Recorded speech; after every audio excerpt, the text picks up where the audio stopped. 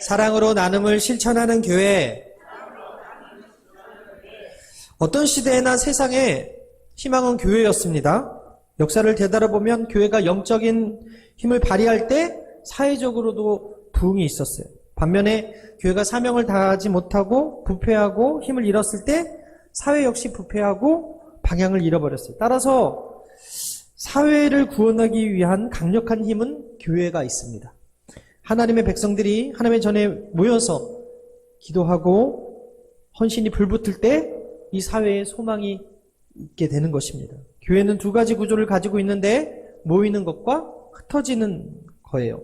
모여서 무엇합니까? 하나님께 예배합니다. 모여서 무엇합니까? 말씀을 들어요. 그리고 다시 한번 성령 충만을 달라고 기도하죠. 충만을 받고 은혜가 넘치는 가운데 모여서 여기가 좋사오니 하고 있는 것이 아니라 사명을 갖고 부르심의 뜻 가운데 말씀을 들고서 예수님 명령하신 대로 세상을 향해 흩어지고 나아가야 된다는 거예요. 성경은 너희가 세상의 빛이다, 너희가 세상의 소금이다 라고 말씀했지, 너희가 교회의 빛이 돼야 된다, 교회의 소금이 돼야 된다라고 말씀하지 않았어요. 머물러 있는 것이 아니라 나가서 빛이 되고 나가서 소금의 역할, 썩어가는 세상의 방부제 역할을 감당하라고 명령하셨다는 거예요. 예수님께서도 제자들 데리고 변화산에 가셨지만 그곳에서 초막셋을 짓자고 했던 베드로의 제안을 단칼에 거절하시고 귀신 들린 아이가 있었던 제자들 10명이 머물러 있었던 그 변화산 아래로 내려오셨죠. 제자들은 둘씩 짝지어서 뭐하게 했어요? 흩어져서 전도하게 하셨다는 거예요. 마가복음 6장 7절에 12제자를 부르사 둘씩 보내시며 더러운 귀신을 제어하는 권능을 주셨다. 누가복음 10장 1절에 그 후에 주께서 따로 70인을 세우사 친히 가서 각 동네와 각 지역으로 둘씩 앞서 보내시며라고 말씀하고 있어요. 결국 저와 여러분들이 부름받은 목적은 여기가 좋사오니 하고 안주하고 모여서 그냥 예배하고 기도하고 말씀 듣는 것으로 끝나는 것이 아니라 세상으로 파송받아서 나가기 위해서 부름받았다는 사실을 기억하시게 되기를 바랍니다. 예수 믿는 저와 여러분들이 이 세상을 사는 목적이 무엇인지 분명히 알아야 돼요. 무엇입니까? 다른 사람을 사랑하라. 이웃을 내 몸과 같이 사랑하라. 하나님께서 우리에게 먼저 예수 믿게 하고 이 교회에 나와서 가르치시기를 원하셨던 뜻이 무엇인가? 바로 살아나야 한다는 거예요. 오늘 봉독한 성경 말씀 로마서 12장은 그리스도인으로서 가져야 할 삶의 바른 자세를 가르쳐주고 있는데 바로 사랑을 가르쳐주고 있어요. 여러분, 예수님께서도 내 마음을 다하고 목숨을 다하고 뜻을 다하여 주 너의 하나님을 사랑하라 라고 말씀하셨어요. 우리가 여기서 하나님의 사랑을 배웠다면 세상에 나아가 하나님을 사랑하는 만큼 이웃사랑을 실천하며 살아야 된다라는 것입니다. 기독교가 가르쳐주는 사랑은 좋아하는 사람에게만 더 좋아해 주는 것이 아니라 전혀 사랑할 이유가 없는 사람에게도 심지어 자기의 소중한 것까지 내어주고 희생하는 자비를 행하는 그 삶, 이것이 하나님이 원하시는 뜻이라는 거예요. 그렇기 때문에 하나님을 사랑하는 것과 이웃사랑의 구체적인 것들을 오늘 세 가지로 함께 나눠볼 텐데 첫 번째 따라하겠습니다. 사랑하는 교회. 로마서 12장 9절에서 10절 함께 읽겠습니다. 시작. 사랑에는 거짓이 없나니 악을 미워하고 선의에 속하라. 형제를 사랑하여 서로 우애하고 존경하기를 서로 먼저 하며. 여러분, 사랑하기 위해 저와 여러분들은 부름 받은 사람들이라는 것입니다. 마태복음 25장의 달란트 비유를 보게 되면 3명의 종이 등장하는데 2명의 종은 각각 5달란트, 2달란트를 받았어요. 그만큼 이윤을 남겨서 주인에게 돌려드렸어요. 그래서 칭찬을 받았죠. 그런데 1달란트를 받은 종은 그대로 땅에 묻어서 그대로 1달란트를 돌려주었다가 어떻게 됐어요? 주인께 꾸중을 받았대요. 1달란트 받았던 종에게 어떤 평가를 내렸습니까? 악하고 게으른 종이라는 평가를 주었어요. 마태복음 25장 26절에 우리 함께 읽을까요? 시작. 그 주인이 대답하여 이르되 악하고 게으른 종아, 나는 심지 않은 데서 거두고 해치지 않은 데서 모으는 줄로 내가 알았느냐. 분명 그 종의 행동이 게으르게 보일 수는 있었는데 주인이 그에 대한 그 평가를 악하다라고 했다는 거예요. 여기서 말하는 악이 오늘 본문의 9절에 기록된 악과 동일한 단어인데, 그렇다면 무엇이 악인가? 바로 선에 속해 있지 않은 것이 악이라는 거예요. 여러분, 빛이 있으면 어둠이 없어요. 어둠이 있으면 빛이 없는 거예요. 마찬가지. 선에 속하지 않은 것이 악이기 때문에 형제를 미워하는 것뿐만 아니라 사랑하지 않는 것 또한 악이 될 수 있다라는 거예요. 그렇기 때문에 교회는 악을 미워하는 사람들이 많아야 되는 것이고, 선을 행하고 선에 속하는 사람들이 많아야 되는 것이고, 한마디로 사랑하는 교회가 돼야 된다. 교회는 사랑하는 사람들이 많아야 된다. 하나님을 사랑하고 이웃을 사랑하는 사람들이 많아질 때 악에 속한 자들이 되는 것이 아니라 선에 속한 자, 어둠에 속한 자가 되는 것이 아니라 빛에 속한 자가 될 수 있다는 거예요. 사랑장 고린도전서 13장 1절 이하에 내가 사람의 방언과 천사의 말을 할지라도 사랑이 없으면 소리나는 구리와 울리는 꽹과리가 되고, 내가 예언하는 능력이 있어 모든 비밀과 모든 지식을 알고 또 산을 올길 만한 모든 믿음이 있을지라도 사랑이 없으면 내가 아무것도 아니요 내가 내게 있는 모든 것으로 구제하고 또 내 몸을 불사르게 내어줄지라도 사랑이 없으면 내게 아무 유익이 없느니라. 사랑이 빠진 교회, 사랑이 빠진 성도, 아무것도 아니라는 거예요. 유익이 없다는 거예요. 사랑이 빠지면 하나님 앞에 남는 게 없다. 예수님이 주신 세 계명 무엇입니까? 바로 서로 사랑하라는 거 아닙니까? 요한복음 13장 34절 우리 함께 읽겠습니다. 시작. 세 계명을 너에게 주노니 서로 사랑하라. 내가 너희를 사랑한 것 같이 너희도 서로 사랑하라. 예수를 믿었는가? 사랑하라. 하나님 자녀가 되었는가? 사랑하라. 교회에 부름 받았는가? 사랑하라. 사랑하는 것이 우리가 받은 새로운 언약이요 계명이라는 거예요. 오늘 본문 9절에 사도 바울은 사랑에 거짓이 없다라고 얘기해요. 여기서 거짓이란 말은 다른 말로 바꾸면 위선이라고 할 수 있는데, 문자적인 해석은 무대에서 말하지 않는다라는 뜻이에요. 무슨 말이냐? 무대는 여러분 꾸며진 곳 아닙니까? 신실하진 않은 사람도 그 무대에선 신실한 척할 수 있다는 거예요. 연기할 수 있다는 거예요. 여러분 영화배우나 탤런트 이혼 많이 합니다. 무대 위의 모습에 반해서 결혼하고 사랑했더니 결혼하고 나서는 다른 사람이더라는 거죠. 속았다는 거죠. 그래서 성격 차이로 이혼한다는 사람들이 방송계, 연예계에 많은 이유가 무대에서 만난 꾸며진 가식의 모습을 보고 속아서 결혼했는데 살아보니까 아니더라는 것입니다. 여러분, 사랑에 위선이 없다는 것은 결코 일회용 연극이 아니라는 거예요. 사랑에 거짓이 없고 진실한 이유는 바로 사랑이 악을 미워하고 선에 속해 있기 때문에 그래요. 고린도전서 13장 6절에 보게 되니까 불의를 기뻐하지 아니하며 진리와 함께 기뻐하고 라고 말씀하고 있어요. 사랑에 속한 사람은 불의를 기뻐하지 않습니다. 진리와 함께 기뻐하는 사람들입니다. 빛과 어둠이 함께 할 수 없듯이 불의와 진리가 함께 할 수 없고 악과 선이 절대 한 자리에 있을 수 없다. 예수님께서도 로마서 12장 21절에 악에게 지지 말고 선으로 악을 이기라 라고 말씀하고 있는데, 여러분 예수 믿는 사람이 천국에서 영원히 산다고 할 때 왜 축복이 됩니까? 하나님의 영원한 사랑 가운데 거하기 때문에 축복임을 믿으시게 되길 바랍니다. 형제들이 따뜻한 사랑에 둘러싸여서 미움과 증오가 아니라 사랑과 칭찬과 인정과 존중이 있기 때문에 그런 거예요. 그런데 지옥은 어때요? 살긴 살아요. 근데 영원히 살아요. 누구랑 같이 살아요? 마귀랑 같이 사는 거예요. 여러분, 그곳엔 사랑이 없습니다. 그것은 희망이 없어요. 하나님께서 천국에 우리를 부르셨다면 영원히 사랑하기 위해서 부르신 거고, 지옥에 가는 사람들은 그 사랑을 잃어버리는 거예요. 소망을 잃어버리는 거예요. 단테의 신곡의 지옥편에 보게 되면 여기 들어오는 자는 희망을 버리라 이렇게 써 있다고 그러지 않습니까? 희망이 없는 곳이 바로 지옥인데, 여러분, 북한의 김정은 정권에서 인권의 압제를 당하는지도 모르고 살아가는 그런 사람들이 그곳에서 영원히 산다고 해보세요. 얼마나 불쌍하고 얼마나 불우합니까? 그런데 사랑이 없는 사람들이 가는 그 지옥에서 영원히 살아간다? 그 얼마나 불쌍한 인생이겠습니까? 여러분, 교회도 마찬가지예요. 사랑이 없는 교회에서 신앙생활하는 것은 복이 될 수 없어요.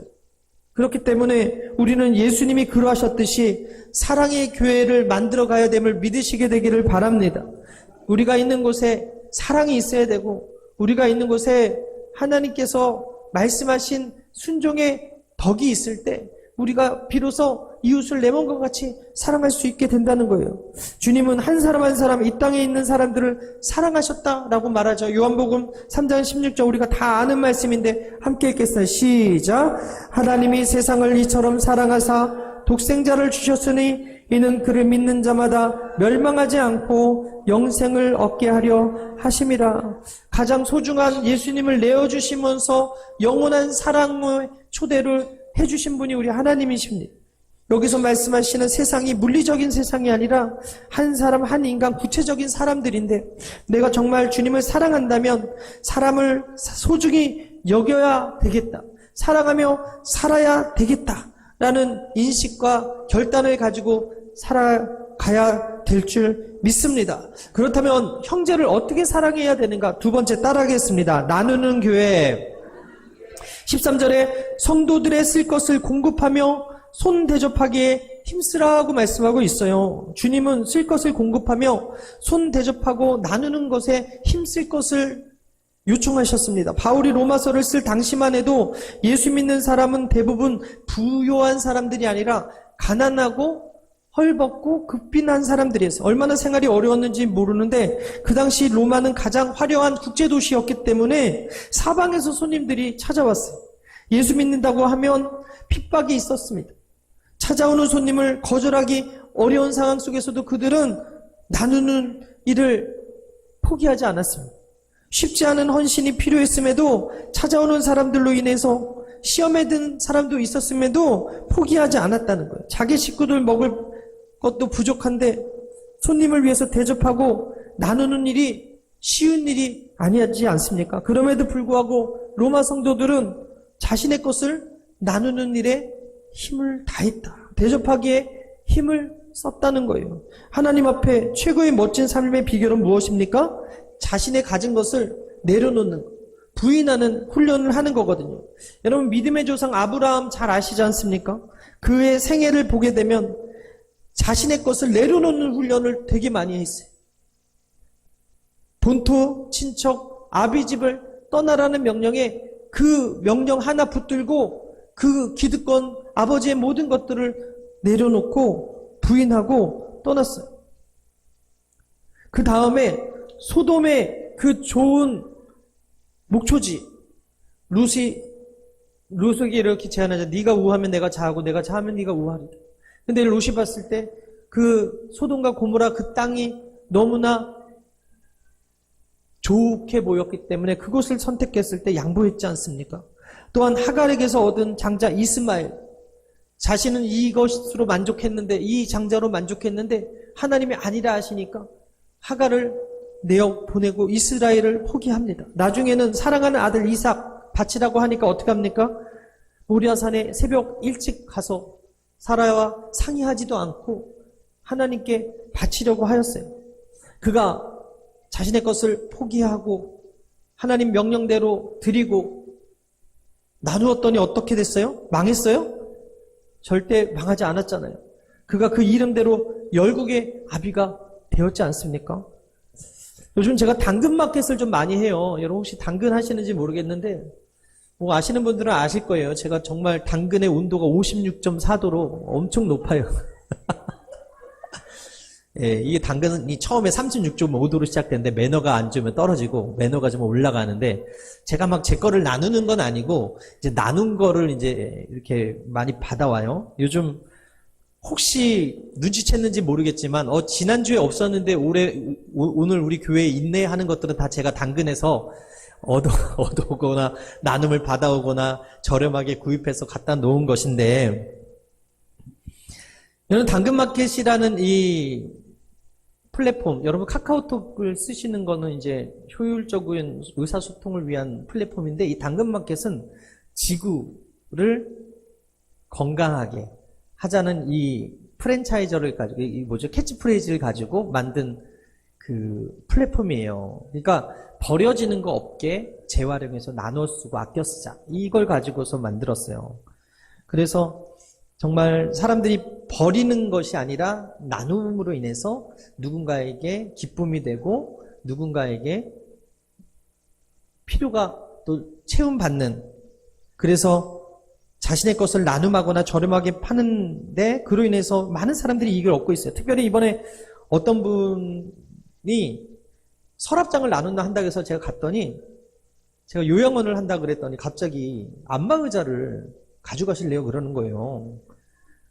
그래서 이 안마의자가 되게 좋은 안마의자야. 딱 봐도 딱 좋은 건데 이걸 어떻게 가져올까 하다가, 이걸 갖다 놓으면 우리 성도들도 좋을 거고 어르신들도 좋겠다 싶어가지고 이제 가져온다고 했는데, 이제 배송비만 내고 가져와서 지금 다목초콜에 있어요. 여러분 언제든 다목초콜 가셔가지고 안마의자를 오늘 하셔가지고 편히 쓰시면 됩니다. 자신은 쓸모가 없는데 누군가에게 필요가 있다고 이렇게 나누어주는 그 마음이 너무나 소중하지 않습니까? 사랑하는 여러분, 이렇듯 우리는 진짜 신앙은 뭐냐면 자신의 것들을 애착하고 꽉 잡아서 갖는 것이 아니라 하나씩 내려놓는 훈련, 나누어주는 훈련, 대접하는 훈련의 과정으로, 버리는 과정으로 나아갈 때 하나님께서 그 놓은 손을 공허하게 하지 아니하시고 그 놓은 손에 하나님께서 풍성함으로 채우시는 하나님이심을 믿으시게 되기를 바랍니다. 하나를 버리고 나누면 그 다음 것을 향해서 나갈 수 있고, 그 다음 것을 버리면 하나님이 더 큰 것을 예비해 주시는 거예요. 신명기 12장 10절에 모세가 이스라엘 백성들에게 이렇게 말합니다. 너는 반드시 그에게 줄 것이요 줄 때에는 아끼는 마음을 품지 말 것이니라. 이로 말미암아 내 하나님 야훼께서 내가 하는 모든 일과 내 손이 닿는 모든 일에 내게 복을 주시리라 라고 말씀하고 있어요. 사람들이 가지는 가장 큰 오해가 뭐냐면, 움켜잡으면 부자가 될 거라는 오해예요. 행복해지기 위해서 많은 것을 가지면 행복해질 것이라는 오해를 해요. 그런데 많이 가진다고 해서 행복해집니까? 더 좋은 집에 살면 행복해지나요? 더 좋은 학벌을 가지면 행복해집니까? 더 좋은 명품을 가지고 있으면 행복해지고 더 좋은 차를 타면 행복해집니까? 진짜 행복해지기 위해서는 받은 것을 나누고 다른 사람에게 흘릴 때, 그때 비로소 행복해질 수 있음을 우리가 알 수 있지 않습니까? 성경이 가르쳐주는 행복의 비결, 받는 것보다 주는 것이 복되다는 거예요. 사도행전 20장 35절에 범사에 여러분에게 모범을 보여준 것처럼 같이 수고하여 약한 사람들을 돕고 또 주 예수께서 친히 말씀하신 바 주는 것이 받는 것보다 복이 있다 하심을 기억하여야 할지니라. 누가복음 6장 31절, 우리 황금률인데 남에게 대접을 받고자 하는 대로 너희도 남을 대접하라 말씀하고 있고요. 누가복음 6장 38절에는 주라 그리하면 너에게 줄 것이니 곧 후히 되어 누르고 흔들어 넘치도록 하여 너에게 안겨주리라. 너희가 헤아리는 그 헤아림으로 너희도 그 헤아림을 도로 받을 것이다 라고 말씀하고 있어요. 여유 있을 때 도울게요 라고 하는 사람이 있어요. 돈 생기면 도울게요 하는 사람이 있어요. 그런 사람은 절대 도울 생각이 없는 사람입니다. 어려움 중에도 하나님이 기회를 주셨구나, 섬김의 기회구나 하고 자신의 것을 내어놓는데, 그때 비로소 하나님이 그 헌신을 보고 일하시는 거예요. 오병이어 사건의 그 중심에 어린아이가 오늘 내가 먹을 거 하나님께 드렸더니 하나님께서 그 아이의, 예수님께서 그 아이의 보리떡 5개, 물고기 2마리 받으시고 5,000명이 먹고 12강주리가 남게 하시고, 이거 먹고 죽으리라고 했던 사르밧 과부의 그 떡 먹을 그 반죽과 그 기름 그릇을 엘리사가 받고 어떻게 합니까? 그 엘리야가 받고 어떻게 해요? 그 가정에 놀라운, 가뭄이 끝날 때까지 놀라운 넘치는 축복이 임하지 않았습니까? 여러분, 우리 사랑은 추상적이어서는 안 돼. 성경은 성도들의 쓸 것을 공급하라라고 정확하게 말씀하고 있어요. 이것은 구체적인 명령이거든요. 참된 사랑은 구체적이어야 돼요. 여러분, 제가 어저께 청소를 마치고 우리 7구역 식구들이 식사를 대접한다 그래가지고 따라갔어요. 근데 어디를 갔냐면 여기 횡성시장 안에 있는 허름한 노포집이에요. 정말 허름해요. 그리고 한 10명 들어가면 꽉 차는 그런 집이에요. 어제 우리 홍 권사님이 대접해 주셔서 갔는데 김치 만둣국이 7,000원이었죠. 6,000원이었어요. 와, 진짜 김치 만둣국이 6,000원이었는데 우리가 가서 먹으려고 앉았는데 이제 엄청 푸짐하게 나와요. 푸짐하게 나오는데 거기에다가 이만큼 한 3인분을 더 부어가지고 가운데 놓고 공깃밥도 2개를 더 주시고 그리고 떡국도 이렇게 더 넣고 모자르면 먹으라고 이렇게 하시는 거예요. 여러분, 제가 이렇게 얘기하는 건요, 여러분들도 한번 가보시라는 거예요. 싸서가 아니고 정과 마음이거든요. 손님을 대접하는 그 주인의 그 마음이 너무 따뜻하게 느껴진 거예요. 여러분, 이런 집은 망하지 않는 거예요. 또 가고 싶은 거예요. 도와주고 싶은 거예요. 소문내고 싶은 거예요. 안 그래요? 여러분, 제가 계속해서 알고 계시는지 모르겠지만 컵라면을 계속 지금 밑에서 사놓고 차도 계속 옆에 간식도 이렇게 해놓고 그런 이유가 부족하지 않으면 기뻐지는 거거든요. 근데 우리 말하지 말라 그랬는데 제가 또 김금여 장로님 칭찬을 하고 싶은 게 아니 갑자기 엄청나게 많은 컵라면을 사오시고 아이들 먹이라고 이번 주에 사와 주신 거예요. 얼마나 감사합니까? 실버 합창단에서 또 수요일 날 예배 드리고 밥 드시면서 차 마시는데 또 커피값을 좀 걷어서 10만 원을 또 만들어서 또 주시고 또 감사한 건 오늘 또 이부영 집사님께서 식사 대접한다고 이따 광고는 하겠지만 저희 교회에 감사할 일들이 있으면 성도들이 구체적으로 감사를 표현하는 이런 시스템이 되어 있어서 얼마나 감사해요. 여러분, 우리 교회가 성도에 쓸 것을 공급하는 교회예요. 믿으시면 아멘. 그래서 정말 참된 사랑은 정말 이렇게 흘리고 누군가에게 기쁨이 되고 이 교회 안에서 따뜻함을 느끼고 아까 승원식당처럼 가고 싶은 또 오고 싶은 그런 공동체가 돼야 되는데 우리 교회가 말씀에도 은혜 받고 먹는 거에도 은혜 받고 입술로 고백하는 이 축복의 이 칭찬에도 서로가 서로를 세워주고 인정하고 존중해줘서 정말 우리 교회 오면 살아나는 역사가 있구나. 우리 교회는 정말 살아있고 나누는 교회구나. 이런 소문이 나면 반드시 우리 교회가 부흥하게 됨을 믿으시게 되길 바랍니다. 여러분, 주일학교 찬양 중에 제가 자주 부르는 사랑은 참으로 버리는 것 사랑은 참으로 버리는 것, 더 가지지 않는 것. 이상하다 동전한 잎 움켜잡으면 없어지고 쓰고 빌려주면 풍성해져 땅 위에 가득하네. 오, 사랑은 참으로 버리는 것 사랑은 참으로 버리는 것, 더 가지지 않는 것. 오늘을 사는 많은 사람들이 정말 많은 혜택을 받으면서 살거든요. 옛날에는 어르신들 빨래하느라고 반나절 보냈고요. 밥하느라고 하루 세끼 밥하느라고 하루를 보냈잖아요.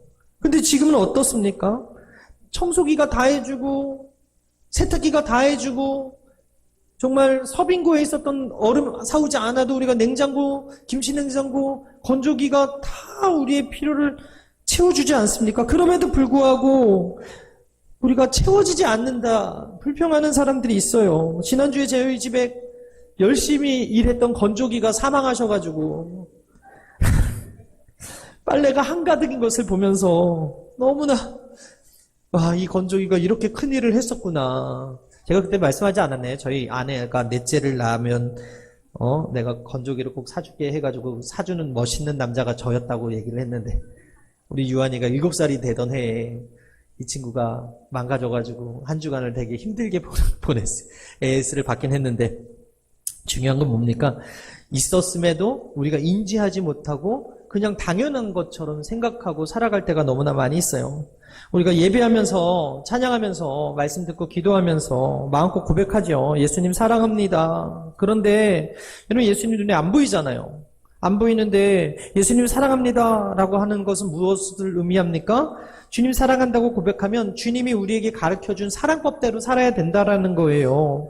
예수님이 뭐라고 우리에게 나를 사랑하는 법을 가르쳐 주셨어요? 예수님을 사랑하는 것을 곧 작은 자에게 한 것이 바로 내게 한 것이다 라고 얘기하는 거예요. 마태복음 25장 40절에 임금이 대답하여 이르되 내가 진실로 너에게 이르노니 너희가 여기 내 형제 중에 지극히 작은 자 하나에게 한 것이 곧 내게 한 것이니라. 여러분, 여의도 순복음교회를 다니고 있는 남보라 자매라는 사람이 있어요. 13명의 그 다둥이의 맞이 남보라 자매인데, 이 친구가 그 봉사 부장을 맡았어요. 청년부에서. 그래서 처음에 회계 장부를 받았을 때 26만 4천 원. 그런데 이 친구가 그날 들은 설교가 오늘 이 설교였던 거예요. 예수님을 사랑하시나요? 예수님을 사랑하시면 작은 자에게 한 것이 곧 예수님께 한 거예요. 이 얘기를 듣고 은혜 받아가서 이제 봉사를 딱 나갔는데 노숙자 사역인 거예요. 그래서 그 앞에 있는 노숙자에게 26만 4천 원의 그 잔고를 다 주고 텀블러 주고 목도리 주고 그걸로 주는 것이 끝이 아니라 성경을 꼭 읽으시라는 조건으로 해서 성경책을 줬대요.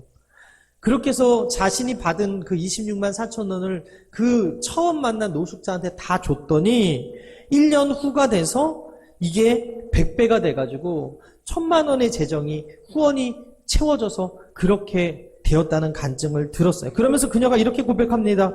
하나님의 시선이 있는 곳에 가기만 하면 하나님이 일하신다. 사랑하는 여러분, 하나님의 시선이 머무는 곳에 여러분들이 가시면 하나님이 여러분을 통해서 일하심을 믿으시게 되기를 바랍니다. 요한복음 13장 35절 너희가 서로 사랑하면 이로써 모든 사람이 너희가 내 제자인 줄 알리라 라고 말씀하고 있는데, 오늘 이 시대가 암울해요. 소망이 없는 것 같아요. 끊어진 것 같아요. 그러나 우리가 포기하지 말아야 될 것은 하나님의 사랑이 우리와 함께 있기 때문이고, 교회 안에 사랑하는 사람들이 많이 있기 때문에 여러분들이 가는 곳에 살아나는 역사, 여러분들이 가는 곳에 희망의 역사, 여러분들이 가는 곳에 부흥의 역사가 있음을 믿으시게 되길 바랍니다. 저는 우리에게 모든 성도들이 손대접하기에 힘쓰고 베풀고 나눔으로 인해서 작은 자를 섬기는 것을 즐겨하고 기뻐함으로 인해서 주님의 기쁨이 되는 삶을 살게 되길 바라고, 주님이 풍성하게 여러분들이 함께 하시는 그 간증의 주인공들 되시기를 주님의 이름으로 축원합니다. 마지막 따라하겠습니다. 사랑과 나눔을 실천하는 교회. 우리 10절을 함께 읽겠습니다. 시작. 형제를 사랑하며 서로 우애하고 존경하기를 서로 먼저 하며. 자, 우리가 여기서 들어야 될 단어가 뭐냐면 먼저 하며. 우리가 듣긴 들어도 나중에 하는 사람이 있고 마음으로 밀어놓는 사람이 있지만 오늘 실천하라는 거예요. 먼저 행하라는 거예요. 바울은 성도들에게 사랑을 먼저 해라, 우애를 먼저 해라, 존경하기를 먼저 하라. 구원받은 성도의 믿음은 반드시 인식하는 걸로 끝나는 것이 아니라 구체적인 삶으로 나타나야 된다. 실천으로 드러나야 된다라고 이야기하는 거예요. 여러분, 믿음과 행동은 분리돼서 설명이 되지 않는 거예요. 바울은 부지런할 것과 게으르지 말 것을 강조합니다. 11절에 보게 되니까 부지런하여 게으르지 말고 열심을 품고 주를 섬기라. 데살로니가 후서 3장 10절에 우리가 너희와 함께 있을 때에도 너희에게 명하기를 누구든지 일하기 싫어하거든 먹지도 말게 하라 하였더니, 잠언서 10장 4절에 손을 게으르게 놀리는 자는 가난하게 되고 손이 부지런한 자는 부하게 되느니라. 성경은 우리에게 계속해서 열심을 이야기해요. 게으르지 말 것을 권면합니다. 열처녀 비유에서 기름을 준비했던 열심히 있었지만 5명은 들어가고 5명은 남겨졌어요. 왜 그렇습니까? 결국에는 그들이 성령 충만하지 않으면 깨어있을 수가 없어요. 여러분, 우리가 사랑과 나눔 하겠다고 실천하겠다고 각오해도 우리는 알잖아요. 작심삼일인 거. 우리는 살 빼겠다고 해도 당장 이 앞에 있는 과자, 이 앞에 있는 그 단 것에 우리 유혹에 넘어갈 때가 너무나 많이 있고, 우리가 이번 연도에 꼭 뭔가 이루고 싶다라고 하지만 정말 작심삼일로 포기할 때가 연약함이 많은 게 우리잖아요. 그렇기 때문에 성령의 도우심 아니고서는 우리가 끝까지 갈 수 없기 때문에 저는 오늘 여러분들이 다시 한번 성령 충만하게 되기를 바랍니다. 성령 충만할 때 사랑을 할 수 있고 성령 충만할 때 기쁨으로 나눌 수 있어요. 성령 충만하지 않으면 삐뚤끼는 것 같아. 성령 충만하지 않으면 사랑할 수가 없어요. 내 힘으로는요 한계가 있거든요. 제가 요즘 저희 아내와 함께 나누는 것 중에 그런 것들이에요. 여러분, 우리가 뜨겁게 처음에는 사랑을 하는데 살다 보니까 사랑의 감정들이 식어요. 그러다 보니까 의견이 충돌하고 다툼이 있고 안 맞는 것들이 보여요. 이게 저희 가정만 그런 게 아니라 우리 모두의 삶이 아닌가요? 그렇기 때문에 우리가 다시 한번 이 말씀의 거울 앞에서 사랑해야 되는구나, 나눠야 되는구나 배웠다면 이 능력을 실천할 수 있는 능력을 공급해 달라고 우리가 주님께 기도해야 되는 거예요. 성령의 능력 아니고선 온전한 사랑을 이룰 수 없고 성령의 능력 아니고서는 우리가 온전히 행할 수 없기 때문에 우리가 다시 한번 열심히 있는 하나님의 사람들이 되기 위해서 성령 달라고, 성령의 능력을 부어 달라고 기도해야 될 줄 믿습니다. 여러분, 이 열심은요 가슴에 불을 안고라는 뜻인데 신학적으로 표현하면 성령 충만 받아서 가슴이 뜨거워진 상태, 이것을 의미해요. 뜨거운 열정은 은혜 받은 사람의 특징 아닙니까? 은혜 받았는데 뜨겁지 않다? 이 사람은 은혜 받은 사람이 아니에요. 모든 일에 열심을 내면 은혜 받은 사람이고 열심히 식어지면 은혜에서 멀어져요. 그렇기 때문에 우리가 다시 한번 열심을 내기 위해서 열심의 땔감인 성령 충만 받아야 됨을 믿으시게 되길 바랍니다. 기독교 신앙에서 열심과 신앙은 뗄래야 뗄 수가 없어. 열심이 없으면 건물이 아무리 크고 아름답다 해도 죽어버린 교회, 식어져 버린 교회가 될 수 있어요. 여러분, 요한계시록 7교회 중에 라우디게아 교회가 있는데 하나님께 책망받았어요. 왜 책망받았습니까? 미지근한 신앙 때문에 책망받지 않았습니까? 요한계시록 3장 14절 이하에 라우디게아 교회 사자에게 편지하라. 아멘이시요 충성되고 참된 증인이시요 하나님의 창조의 근본이신 이가 이르되 내가 내 행위를 아노니 내가 차지도 아니하고 뜨겁지도 아니하도다. 내가 차든지 뜨겁든지 하기를 원하노라. 내가 이같이 미지근하여 뜨겁지도 아니하고 차지도 아니하니 내 입에서 너를 더하여 버리리라. 여러분, 하나님이 싫어하시는 태도가 무엇이다? 미지근한 태도. 열심은요 뜨거워지는 거예요. 우리는 선한 일에 뜨거워져야 될 줄 믿습니다. 하나님이 기뻐하시는 일에 뜨거워져야 될 줄 믿습니다. 나누고 사랑하는 일에 뜨거워져야 될 줄 믿습니다. 열정을 가지고 뜨겁게 행해야 될 줄 믿습니다. 열심의 반대말이 게으름인데 게으르다는 것은 소극적이다는 거예요. 게으른 사람들은 절대로 주연이 될 수 없고 주인공이 될 수 없어요. 성경의 주인공이 된 사람들 중에 게으른 사람 하나도 없어요. 여러분, 골리앗을 전장에서 다윗만 본 게 아니거든요. 사울을 포함한 그의 3명의 형도 그 전장에 같이 있었다고 기록되어 있습니다. 사무엘상 17장 13절 이하에 그 장성한 세 아들은 사울을 따라 싸움에 나갔으니 싸움에 나간 세 아들의 이름은 장자 엘리압이요 그 다음은 아비나답이요 셋째는 삼마며 다윗은 막내라. 장성한 세 사람은 사울을 따랐고 늘 항우를 벌여서 나와 싸우자고 계속해서 싸움을 걸어오는 골리앗을 다윗만 본 것이 아니에요. 사울도 보았고 그의 형 3명의 형들도 보았어요. 근데 역사의 주인공 중심에 누가 섰습니까?